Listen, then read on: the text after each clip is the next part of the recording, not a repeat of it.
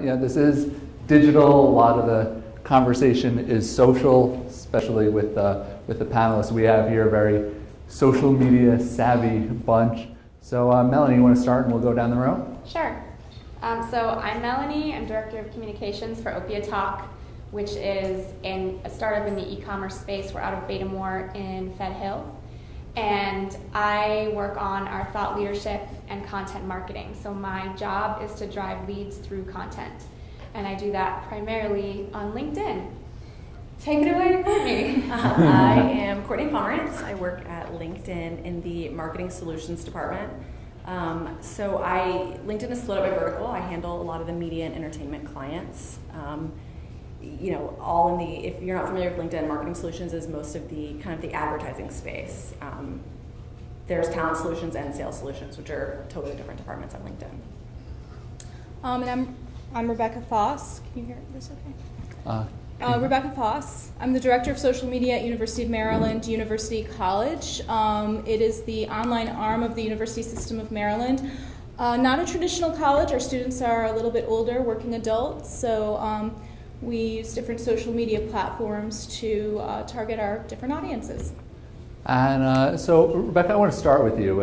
You've got a lot of varied experience. You spent a long time on the brand side, at Geico, you're on the agency side, now in academia. How does being a marketer within academia compare to your other experience, and what's consistent and what's different about it? So my primary background is in marketing and primarily brand marketing when I was with Geico, but funny enough, I'm not really in marketing at University of Maryland University College. I'm in communications. So the challenge is really to sort of pull all of the pieces together from all across the university, because there's a lot of push and pull between marketing and our academic side, thought leadership, and start to just realize how we use these platforms and social media as a whole as a conversation tool and a way to create an engaged audience. Yeah, and so what would you say has been the biggest surprise then going over to the communication side and this very different kind of organization? When I first got to UMUC, I thought, am I in the wrong department? I should be in marketing. But I really, as I worked there for a little while, I realized that as a university, it's a very different industry than the typical consumer or brand product. So working at Geico was somewhat acceptable in social media to sell a little bit, whereas in academia, it's not quite as acceptable, and you have a very fine line that you have to be careful not to cross. So it was a lot of discovery and trying to figure out what would be the best way to approach our different audiences without offending people, and with also trying internally to sort of solve everybody's problem, solve everybody's goal or meet everybody's goals and objectives. And so Courtney, then for you with LinkedIn, what would you say is the biggest misconception you come across day to day? It's funny, we were actually talking about this a little while ago. I think the biggest misconception is that people think that, well, number one, a lot of people mentioned they think LinkedIn's only B2B, there's no B2C, it's actually now both. People also don't totally understand the power of LinkedIn. They don't understand that LinkedIn isn't just for jobs. That's the number one thing I still hear. LinkedIn is a great source for finding a job. However, LinkedIn has also become a powerhouse for content.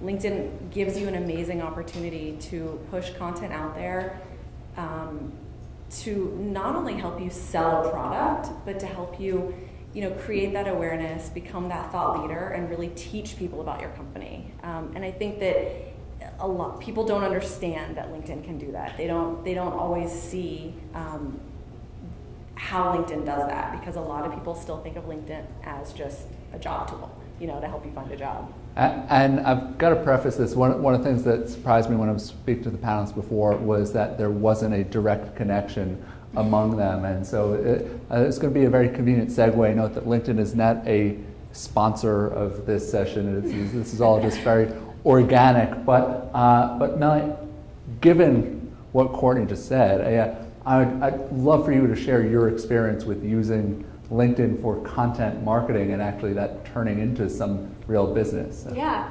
So I started at Opia Talk in January, but I wasn't full-time until April. And when I was looking at our content marketing strategy and our social media strategy as a whole, I made a strategic decision early on to essentially ignore Facebook and Twitter because I only had so much bandwidth as the entire marketing and communications department, which is me. So I decided to focus all of my efforts on LinkedIn, and that's partly because our CEO, Tom, had a lot of success early on using LinkedIn as a platform. He built our entire board of advisors and our board of directors, including the former CIO of the New York Times, from LinkedIn job posts and just connecting, sending emails, things like that. At the time that I started at Opia Talk, literally in April or May, and you can probably correct me if I'm wrong, LinkedIn rolled out publishing to everyone on its platform. That meant that not just influencers, but anyone that was a member of LinkedIn could publish content on LinkedIn. I come from a content marketing background, so I saw the utility right away in doing content marketing on LinkedIn. And one of the reasons that I like it, I also write for Huffington Post and a bunch of other outlets, but what I like about LinkedIn is I can control what time of day it's published, what my image is going to be, what I'm going to say at the end. There's a lot of control that I have on LinkedIn that I don't have elsewhere. So I started writing articles, and a few of them went viral, including one about my former job at Uber. Some of you might have read it. Has anyone read this? Does it sound familiar? It was called The Truth About What It's Like Working at Uber. And it became one of the top posts on LinkedIn. I think it was third or fourth, I forget. And it got 180,000 views, and we got 50 inbound leads in 2 days, which was more than 2 salespeople in 3 months. So you can't, I mean, I can tell you right now that you can't predict when something is going to go viral, but you can create the elements that could have it go viral. And that was what I was trying to do. And I embedded Opia Talk in that article, like, here's where I used to work, here's where I work now, and that worked really well. So now, I mean, we're a startup, so we're constantly iterating, but I would say this is our primary marketing strategy at the moment, and we're getting other members of the team involved too. So our content strategy is to write to our strengths, write about things that we think the LinkedIn audience is going to be interested in, and then embed Opia Talk in the article itself, instead of just at the end in italics. I have to jump in with this. You're correct. It was rolled out to where anybody on LinkedIn can actually publish, long form content. It wasn't everybody at the time. You probably were just one of the lucky few. It's now rolled out to almost everybody. I don't know if they've finally rolled it out to everyone. But it also gets back to a misconception, is that what you're doing is brilliant. It's what everybody should be doing with content marketing. It's teaching someone something. It's educating without selling. So the thing about content marketing that's so big, and that, I don't have a content background. I started in the TV side and moved over to digital, and it's everything that you're learning. A lot of what we do at LinkedIn, even on the advertising side, is educating, because so much is now centered around content marketing. And if you can do it the right way, like what you did, where you do write a piece of content and you don't just talk about the product or just talk about the company, but you put it in there in the right way, you're going to see amazing performance and amazing results. And I think that's where LinkedIn is a great platform for that, because you have the ability to do that. And I mean, that was the crazy thing for me when really diving into what happened here, because it's not just that, it's like something went viral on LinkedIn. I do read posts on LinkedIn a fair amount. There's a lot of great stuff there, but just how well that you were able to track how that compared to what salespeople are. I mean, did that even ruffle any feathers on the sales team, or was everyone on board with that? No, I mean, it's a small team, and we're all rooting for the company, so we don't really care where the leads are coming in. And the nice thing about inbound leads is that they're motivated to talk to you. They reached out to you. They want what you're selling, instead of trying to get them to call you back. And I think that's where after that article in particular, we took a step back and said, how can we replicate this with more members of the team instead of spending time doing the cold outreach? Because cold outreach, honestly, I think it's going to become obsolete at some point. Like, I think it's going to be more and more drawing people in instead of trying to get their attention. Yeah, and if you have more questions about how well that worked, I do too. I want to cover a little more ground, but feel free. Just raise your hand, or during Q&A we can start it whenever. But Rebecca, I want to go to you and ask you about the kinds of platforms you're focused on, and even just broadly. I mean, this doesn't just have to be about social, but I mean, where in digital media are you and your organization really investing a lot of your time and effort? Well, we're investing a lot into our website right now. There's a whole redesign being done, and on social media, we're doing. We're kind of looking at every platform, and our audience is so broad. We know that our audience usually is over the age of 25, so and it could be all the way up to the 55, 56 years old, people going back to school, working full time. So what platforms are those people on? Well, they could be on Instagram, they could be on Facebook, they could be on Twitter. We use LinkedIn. It's a great platform as well. I love the university pages. That's probably where we can get our messaging across the most to our alumni and our students that are currently attending. So if we have like some good news, like today our cybersecurity competitive team won the global round in Barcelona. So we'll post that on our LinkedIn page. We're excited. We're the #1 cybersecurity team in the world. So we'll get that out to all of our alumni and our students, and hope that they'll share that news and things like that. So that university page is a great platform for us because it automatically pulls in everyone that lists UMUC on their education section. And to that end, are there things like even if you're not sharing specific numbers, are there things where Yep. like if it gets a certain amount of likes or shares or something, then it's good? And I mean, how do you optimize around this, regardless of where you're publishing? Yeah, so we have some budgetary challenges and things like that. So we don't have huge budgets to optimize our social media efforts and so we do have small budgets, and we look at what content is out there that we might want to promote. So if something like this comes up, I might recommend like, hey, let's promote this piece of content. Let's go out there and spread the news to people beyond our audience, stuff like that. Great. And so then, Courtney, when you're having conversations about LinkedIn as more than a job site and even just more than typical media property, is it just the idea that that if people are posting more and the brands are posting more, then okay, they'll advertise more and promote those posts, and it's like that kind of cause effect thing? Or is it just right now all about sucking people in and trying to just get them to invest more of their efforts broadly? Like what's your end game when you're having these conversations with marketers? I think it depends on who you're talking to. I mean, of course, me personally, I'm always going to want to get the budgets in. I work in the advertising team. However, a lot of what LinkedIn does and what I do is also just educating clients, because LinkedIn is such a powerful platform, and it's a company that I'm so proud to work at, and we can help companies, even if it is just and we were actually talking about this earlier, even if it is just organic posting. I am more than happy to talk to clients and educate people about this is what you should do first, because a lot of the times when I am talking to a client and they might have budget issues or budget concerns, I always say create a company page, get your company out there, start posting content. You do all this for free. This is all organic. And then from there, stay in touch. I can help you, my team can help teach and educate on this is what you should be doing, because I think that what you'll find, and this is what happens a lot of the time with meetings that I have, is, once you're out there, you'll see that,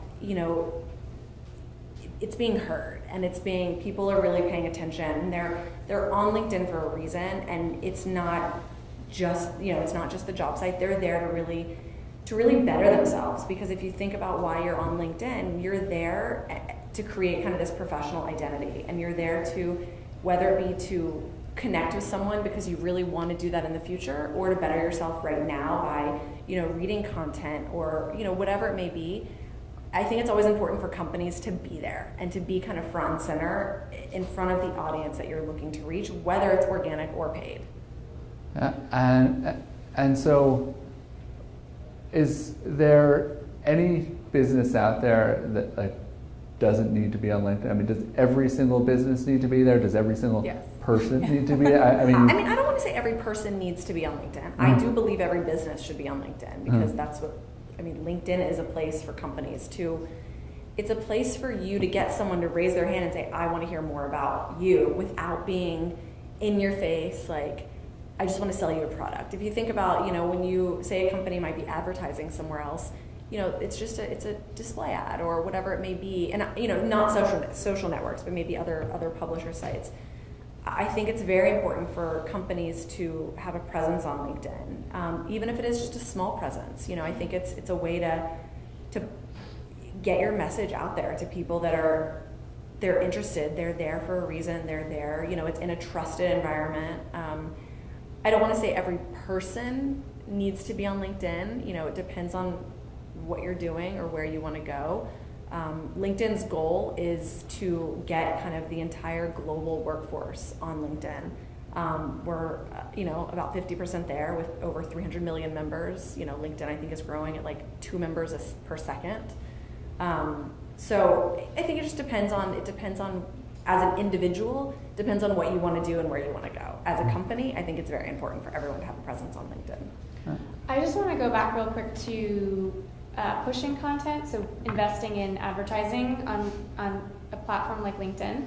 So I agree that content marketing really shouldn't be about your product very much, it should be about other things. However, I will say that there should be at least one post that's just about your product.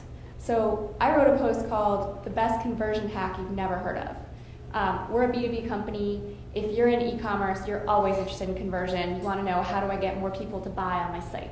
I want to convert. So I knew it would get the attention of the right people. And it was basically 5 points about Opia Talk. This is the best conversion hack you've never heard of. We're an upstart startup. No one's heard of us, literally, so I was pretty sure no one would hear of it.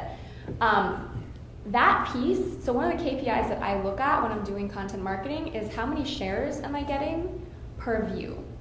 So a lot of my pieces get around 5%, which means that 5 in 100 people are looking at it and then they're sharing it with their network. To me, that's really important because that's the biggest vote of confidence I can have on a piece of content that I write. Some of the pieces have been as low as 2 or 3%. That piece, the best conversion hack you never heard of, had a 30% share rate. So it didn't have very many views. It had like 1,000 views or 1,500 views. But out of the 1,500 views, 500 people were sharing it with their networks. And you can bet that those were all e-commerce people.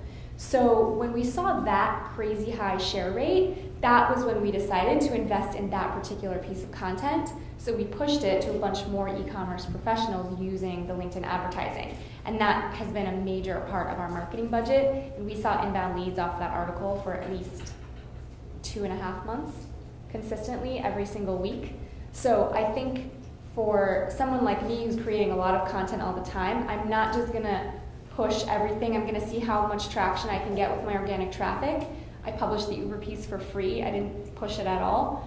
And then if the shares are really high and I can see there's engagement in the community I'm looking for, I'm gonna push that piece because I know it's working. So I think it is important to target some of the content that you're putting out there. And I also think it's important, especially somewhere like LinkedIn, like don't be afraid to have at least one piece that's just about what you do, especially if you're a new company or you're trying to get the word out, because the people that are interested in that will share it if it's a new thing in that industry. And so how big a deal is it for it to come from Opia Talk versus Melanie? So I don't actually know if you can write a long form post from a company page, can you?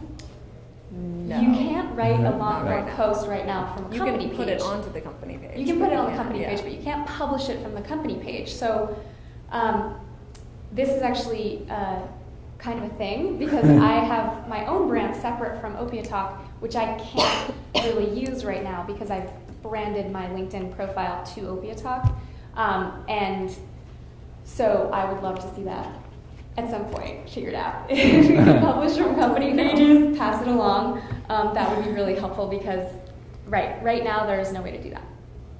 But in some cases, wouldn't you, like, I think in a lot of cases, maybe not the post you're talking about where it's 5 points about Opia Talk, you want those posts to come from a person as opposed to the company, because it really sort of shows, like in our case, it shows that we have expertise in certain areas or things like here's a faculty member that's writing something, or as opposed to, hey, it's coming from this university that nobody knows where, or who's writing it. So. No, I definitely think it's more personal, and it also allows a certain branding of each of the people that are writing on our team.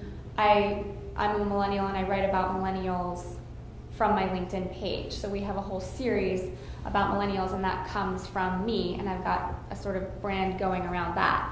Tom, our CEO, writes about startups and what it's like to be at a startup, to be running a startup, and that's sort of branded to him. So when we have sort of the more hardcore e-commerce style pieces, which sometimes I'll ghostwrite, sometimes he'll write them, we'll publish those from his platform. If it's about millennials or something more personal, I'll post it. So I do think there's an advantage to personal branding when it comes to a company, because a lot of people want to connect with a human being. They don't just want to connect with a corporation or sort of faceless institution. And one little funny story about the global reach of LinkedIn, I think at the end of a lot of my pieces I'll put, connect with me, here's my email address. So I get a lot of LinkedIn connection invites. And the Uber piece, when a piece goes viral, what I've noticed is it'll do well in the US for the number of hours that are in our time zone, and then right when we're going to sleep, Europe is waking up. And so the names of the people that would connect with me would go from like very American to then very like French and Italian and German, and then Asia would get it. And so I would be getting all these people from Asia, and then it was Australia, and then it was back to the US. So I could sort of see overnight like where people were viewing it, which I thought was cool. And do you accept all those invites from random people? I accept the vast majority of them. and so I am curious to hear more about in terms of how, where you are on that spectrum as far as what comes from the official brands versus the people. So, we obviously have like an official, university Facebook page and Twitter account and LinkedIn pages and things like that. But we, for instance, for Facebook, we sign our names to our posts. We put in the about section that these posts are coming from Rebecca and Megan, somebody else that works on it with me. We also, in Twitter, you can see in the bio section tweets by, at Rebecca Foss, at Megan Blue. So you can see that we're trying to make it as personal as possible. But we have to have, we have to have a presence as a university as well. One of the things that I did when I first came to UMUC within the first couple of months of being there is we get a lot of questions on Twitter, for instance. So I created a Twitter account that was specifically for our UMUC advisor. So we have an @UMUC advisor Twitter account that someone in our advising team can answer questions directly right on Twitter. So and her face is up there, So really to connect the human factor in with those things, as opposed to I have no idea who I'm talking to right now. And that was a big challenge at Geico too, is like we wanted to figure out how we could make it a little bit more personal and more humanize it a little bit more than, hey, I'm calling into a call center and I have no idea who I'm going to talk, or I'm going online and filling out an application, Mm-hmm. So one thing that hasn't come up much yet today is, here at least, is video. How important is it for you? Do YouTube or other platforms matter for any of you? What are you doing in that space? So we're B2B, and we have a great video on our website, and right now that's the extent of our video usage. I think our CEO, Tom, is really funny, and so we're thinking of doing a Tea with Tom series of videos, like once a week, 5 minutes or less, having him in like a smoking jacket, like Masterpiece Theater style, like a teacup, Tea with Tom. We have not executed on that yet because, I don't know, I feel like For me, video is more B2C, and if I was at a B2C brand, I would be advocating for that a lot more than I am. I don't know whether Tea with Tom would work or not. I think it would depend a lot on what we were talking about. So I can say for our team, it's not a priority, but we are looking at it for sure. Mm-hmm. I can kind of jump in. Please. The thing that's great about video, well, LinkedIn now, we offer video. We see a lot of requests for video. People want to get, anything from webinars to video ads to whatever it may be. We now have the ability to host those videos in stream. So when sponsored updates is something that LinkedIn, it's a way to push out the content. You can host videos that way. So we've seen a lot of success with video marketing, B2B and B2C, because a lot of the B2B companies are, the thing that we found is that it's another source of pushing out content, essentially. So if you're a B2B marketer, you might want to push something out that maybe it was a webinar, maybe it was, an event that you were at, maybe it was just something specific about the brand, but as long as it's something that's going to help educate a member on LinkedIn, anything that's out there that's going to help, it's something that's going to help them learn or better themselves, we've found very successful. So with the right taste, it definitely works well. Mm-hmm. Becca? I love video. I wish I had more video resources. But I do a lot of iPhone videos now, and we post them. Right around commencement time in May, we did a whole campaign for our with the hashtag UMUCgrad. We went around, graduated the commencement ceremonies, and interviewed people on video, and we had a stream going. It's probably my favorite thing that we've ever done, because it's like the culmination of you've worked so hard, you've gotten your degree, and these families are there like celebrating, and it's not even about, my parents are here cheering me on. It's like my kids are here cheering me on. I just finished my degree. So we got a lot of images and video. We used Instagram for that, which is great. These little 15-second videos. I love video done right. I do not like video that is too long. I mean, and it's funny, when I met with YouTube, they kind of said, well, in education, people actually do research, like sort of academic materials on video, like that they can watch, like lectures and things like that. And we don't have a lot of that right now at UMUC. I'd like to get some just to see, we're looking at that, but maybe I'm just ADD, but I cannot sit and watch a video that's longer than like a minute. It has to be done right. It has to keep my attention. So if we're going to do video, and if we're going to do things for social media, my big fight is with the video resources that we have is it has to look organic, and they want to stylize it and make it all like these like commercial type things. So it's really, for me, it's a resource issue. It's a push and pull, but I will take my iPhone out when I'm at events and shoot some video and post it, just so that we can get some stuff out there. Thanks. And I'll ask just another kind of random one, but one that fits well with LinkedIn in the room here. Just one of my own favorite marketing platforms is SlideShare. Heck, that's why I was uploading my previous talk SlideShare before I went and even gave my talk here. It's just, and yet I feel like that one also often falls below the radar. I'm curious what all three of you think about that, if you've used it and if it's been successful at all, or what you're thinking about it these days. Yeah, we do infographics about millennials, and we always post them to SlideShare first, and then we embed that into our LinkedIn piece about it, so that the actual reason why we did that was because we couldn't post the whole JPEG. We had to do it that way, and we found really good engagement off of SlideShare. For me, it's harder to evaluate whether that's resulting in inbounds. I do have everyone asking, like, hey, how did you hear about Opia Talk? And a lot of people just can't remember. They're like, oh, someone forwarded me something or something. We see an uptick after we post content, so I know it's related to that, but it seems like it's usually, someone saw it on SlideShare and they forwarded it to someone, or it made them think of someone, and so they sent it to them directly. It's not always that person saw it on LinkedIn or SlideShare. Mm-hmm. I think SlideShare is a great tool. It is often forgotten about. People don't use it as much as they should.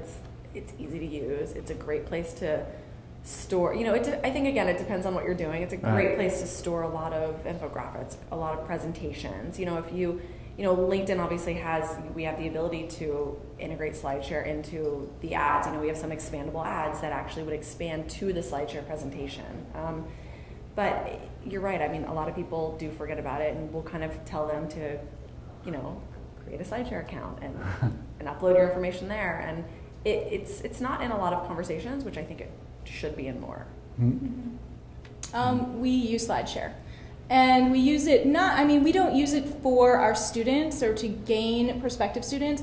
We use it to establish our thought leadership in the higher education industry and what we're doing to innovate higher education. So we have a center, we call it's our Center for Innovation and Learning and Student Success. And we have a vice provost who goes out and does presentations, and we put those on SlideShare, and we send them out, through our social media platforms. So, hey, in case you missed it, here it is. So another one of our objectives is obviously to, show how we're innovating in the industry, and that's a great tool for us for that.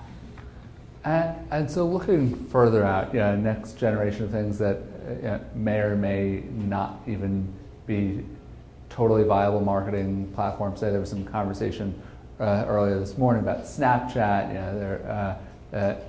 Marketers trying to figure out everything from secret to now breaking LO, if any of you are swamped by those invites of an absolutely pointless network, but it's not my job to editorialize. And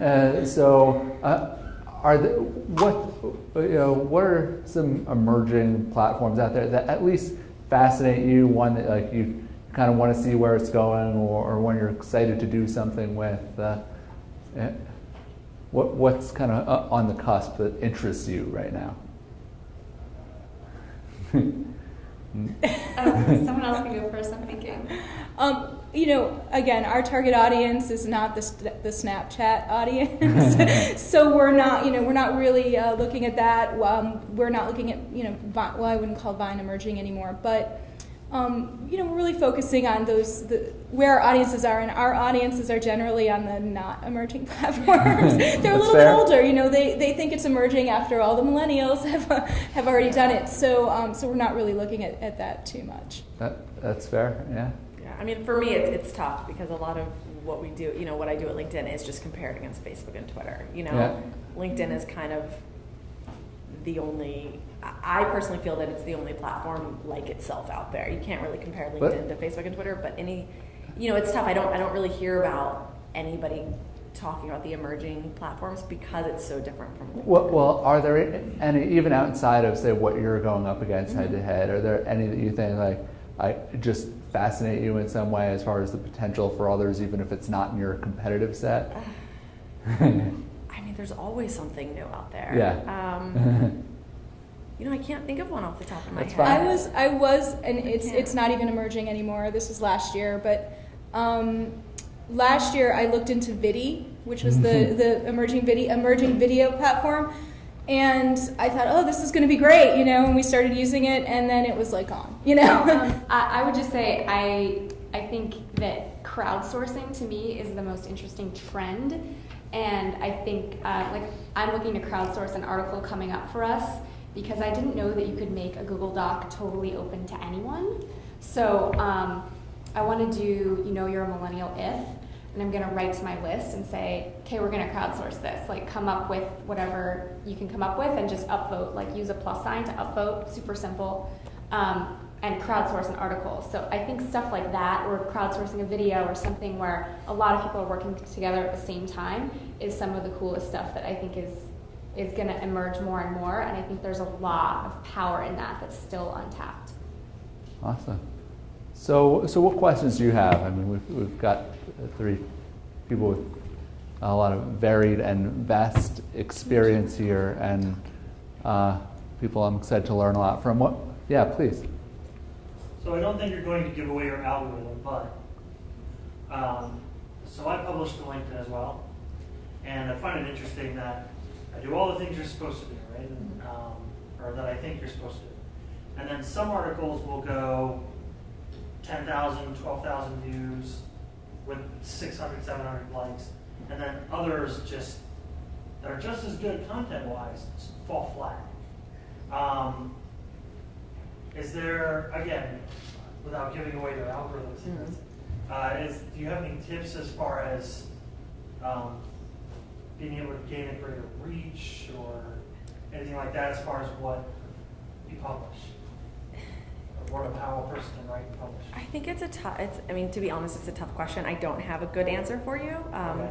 That's probably because I don't understand the algorithms behind it, since I'm not involved in that either. And I don't think anyone will ever understand algorithms behind the scenes. You know, I think so if you're posting from yourself, I don't think there's a lot you could do other than focus on the content that you're doing. You know, maybe there are certain keywords in there that are just grabbing certain people that are then, you know, really pushing it out to their network. Maybe, you know, I think it all depends on that. I wish I had a better answer for you on how to kind of really make one article go viral just like another, but I just think it all depends on the content and kind of you might be able to answer that. Yeah, I might be able to answer that. So one of the most frustrating things about LinkedIn is that when you post an article, some articles will get picked up by a channel. So there's the channel social media, big ideas and innovation, small business and entrepreneurship. I forget, there's a bunch, there's like 20 at least. And I can tell you, I track keywords, I track a whole bunch of stuff. And I don't know, dude, I don't know what their algorithm is doing. I wrote a post called Top 10 Marketing Tweets I've Ever Seen, which was off the hook, and Gianna, my intern, is in the audience. Thanks, girl, for helping me with that. Anyway, that posted really well, but it never got picked up by the social media channel. The social media channel. It was called Top 10 Marketing Tweets I've Ever Seen. It was all about Twitter. Like, what is your algorithm doing? We said Twitter and tweet and social media like 25 times in the article. And then other pieces will get picked up in random channels like Big Ideas and Innovation. And when that happens, you can bet that article is going to do well because it sits on that channel for, I think it never goes away, or like at least a few days.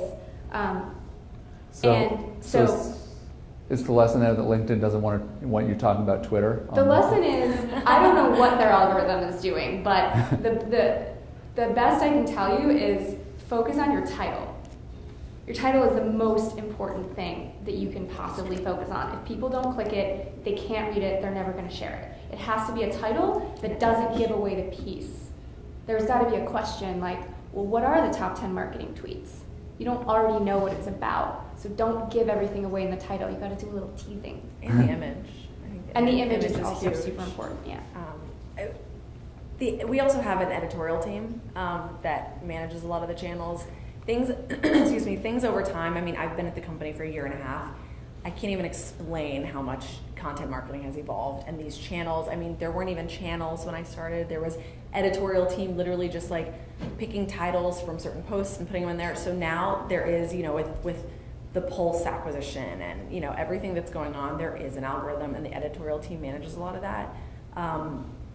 That could have something to do with it, but, you know, it is all about the title, all about the image, and all about the network that, you know, is reading that piece of content. For me, one thing I've noticed over my career is that focus is very important. So that's one of the reasons I chose to focus on LinkedIn. I was not that familiar with the platform when I started. I was like a lot of people and just thought of it as when I get a job, I look someone up that's at the company I want to work at and I reach out. So I decided to focus on how does it really work?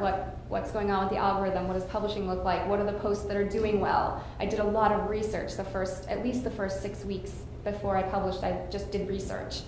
And I did that, like I said, at the expense of Facebook and Twitter and SlideShare and everything else. So for me, it's a matter of literally just me as a person. How much bandwidth do I have? Am I going to scattershot, try to put everything everywhere? Or am I going to get really good at one thing and try and, you know, focus on that? So I put that forward to my boss. I said, this is what I want to do. Because at the beginning, we did have a Facebook and Twitter and all the rest of it. And I said, I want to basically stop content on these other channels and just focus on this one. This has been successful for us. And I think there's more successes that we could have here. And if we do our job right, we can document those successes and then those can become future posts, which I think we're starting to get into now. because everyone on LinkedIn wants to know how to use LinkedIn as a marketing tool, and we're doing that so we can sort of double dip in that sense. I'm not sure that was an answer to the question, but I thought So it's a good answer. I think. okay. I can, so regarding focusing on kind of mobile, web, whatever it may be, I do find that a lot of clients I work with do focus on one. I think that they might be pushed from above that you need to make sure you're on mobile, web, tablet, whatever it may be. One thing that we're finding is that a lot of things, sponsored updates, for example, we always make sure to help the client optimize for mobile, because we're actually finding that a really high percentage of our audience is coming in through mobile. We actually did a really cool study where we called it coffee to couch. So, you kind of find that, and this is just strictly about LinkedIn, but you kind of find that in the morning, the members on their, let's say their tablet or their phone, that's coffee. You kind of go through the day, you're at the office, you're on your desktop. You're on the desktop. Then, you go kind of commuting home or in the evening, you're now on your tablet. So we have now tried every product that we sell will go across all platforms. So everything that we do, even display, especially sponsored updates, will go across mobile, web, and tablet. It kind of makes it easier for the client as well, because now they're going, we like to say you want to be everywhere that your customer is. You want to make sure that you're in front of them at all times, kind of talking to them. So. All right. So right now, so I started at UMUC like a little less than 2 years ago. Our biggest investment is going into redoing, in terms of digital, is going into redoing our website, and that's because it was pretty bad. It just needed to be updated and things like that, and there's so many pages on it. I think when we started looking at different things, in terms of our digital presence, it was like, okay, we're an online university, like we should have a more modern and sort of updated presence. We should be on mobile devices, we should be on tablets and things like that. I can tell you from a personal standpoint, everything has to go mobile. If you're designing something for the web, it has to be optimized for mobile as well. I know personally, the minute just like you said, coffee to couch, the minute I walk in my home, I never turn on my computer, I am on my tablet. So those things have to happen, and I think that's where the future is. We can't, I think a lot of companies are still like focusing on one part of it, but we really have to like start to look at it as a whole, because the user experience is going to, it's going to be, we're going to have to optimize that for mobile. Right. And so we'll have to wrap up in a sec, but before that, what's one thing, just going back to why we're all here, for navigating the digital landscape, what's one thing that you've learned, some kind of tip as far as navigating the landscape that you've found really helpful for doing your job better, that you want to share with everyone here? I guess what I would say is to have fun. Like, remember to have fun, because again, I come from a content marketing background, and people don't want to read boring stuff. They want to read fun stuff, and there's somewhere in your life that you have fun, and bring that into your work. Like, working with other members of the team to publish now, and one of the guys on our team is really into sports, so he's writing articles about sports on LinkedIn that also relate to business. So I really want my team to be engaged in what they're doing, so it's not a chore. Like, if content marketing feels like a chore, it's probably not going to get a lot of views, because you're bored writing it, people are going to be bored reading it, or video or whatever it is. So really, consider what you actually like and write about that, and then figure out how to work the product into it, rather than trying to make it perfect. I think for me, it's been really staying involved in I would say personally, all things social. There's so many things out there. There's so many things, coming up, and I think it's so important to learn from others. So obviously on your team, you're going to have people that are older, people that are younger. There's a lot of times where, the people on my team that are younger, they know a lot more than I do. And I'm always wanting to learn from them, learn from, even people that I don't work with, because I think that's the only way you're going to know what's out there. This is ever evolving. This is never going to, this is like, I can't even, explain how much it's changed from when I started on the TV side selling commercials, and I didn't even think about anything else. There was not even talk about like, make sure you're, advertising digitally. So I think it's just always learning from others, always making sure you're aware of what's out there, because there's always going to be something that's new and exciting that you could just have fun and test out. Right, Rebecca? Well, for me, it's really about remembering what, I work in social media, that's my primary focus. So remembering what social media is really all about, It's about connecting with people. It's just about people. It's just another way we communicate now. So how can we, maximize that for businesses and companies? So when you're pushing content out there, it's fun and it provides value, and that value could just be entertainment, or it could be education, or it could be whatever it is. But to remember that it's really about the connections between people, and not, it can be used for so many things, but it's really about the connections between people and developing that community of people that are your brand advocates, or, your engaged community, I guess. Yeah. Right. Well, thank you very much, Rebecca, Courtney, Melanie. This was a great learning experience for me, so I hope you all took good notes and will share them with me after. A big round of applause for the panel.